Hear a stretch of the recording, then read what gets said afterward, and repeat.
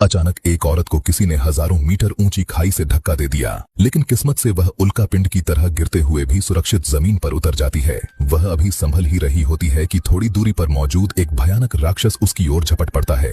राक्षस अपने एक ही पंजे से आर्विका को जमीन पर गिरा देता है। संघर्ष के दौरान उसके पेट पर गहरा घाव लग जाता है। जल्दी से वह जमीन पर पड़ी बंदूक उठाती है और उस पर हमला करने वाले राक्षस पर पलटवार करती है। उसे लगता है कि वह अपनी ताकत से राक्षस को हरा देगी, लेकिन तभी पीछे से अचानक भयानक दर्द महसूस होता है। 3 तेज टेंटेकल जैसे पंजे उसकी पीठ में घुस जाते हैं। उसी समय एक बहुत बड़ा राक्षस धीरे धीरे गुफा से बाहर निकलता है। साफ पता चलता है कि यही सभी राक्षसों का नेता है। अजेय मानी जाने वाली आर्विका के पास अब लड़ने का भी मौका नहीं बचता। राक्षस उसे जकड़ लेता है और एक और टेंटेकल उसके गले में घुसा देता है। वह उसकी हीलिंग यानी उपचार करने वाली शक्ति को पागलों की तरह सोखने लगता है। जिस शक्ति के सहारे वह अब तक जिंदा थी, वही शक्ति धीरे धीरे उसके शरीर से निकलने लगती है। जब उसकी सारी शक्ति सोख ली जाती है तो राक्षस उसे दूर फेंक देता है और अपने साथियों के साथ गुफा के अंदर चला जाता है। तभी उसके शरीर में अचानक बहुत बड़ा बदलाव होने लगता है। उसने यह शक्ति अपने पास नहीं रखी, बल्कि अपने साथियों में बांट दी। एक पल में सभी राक्षसों में भयानक बदलाव आ जाता है और उनकी ताकत कई गुना बढ़ जाती है। इस तरह राक्षसों की सेना बहुत ज्यादा शक्तिशाली हो जाती है। उधर खाई के ऊपर खड़े उसके साथी जब देखते हैं कि उनकी टीम लीडर मर चुकी है, तो वे नीचे उड़कर आते हैं और उसकी लाश को अपने साथ ले जाते हैं। आर्विका को मरते समय भी इस बात का पता नहीं चलता कि यह जानलेवा हमला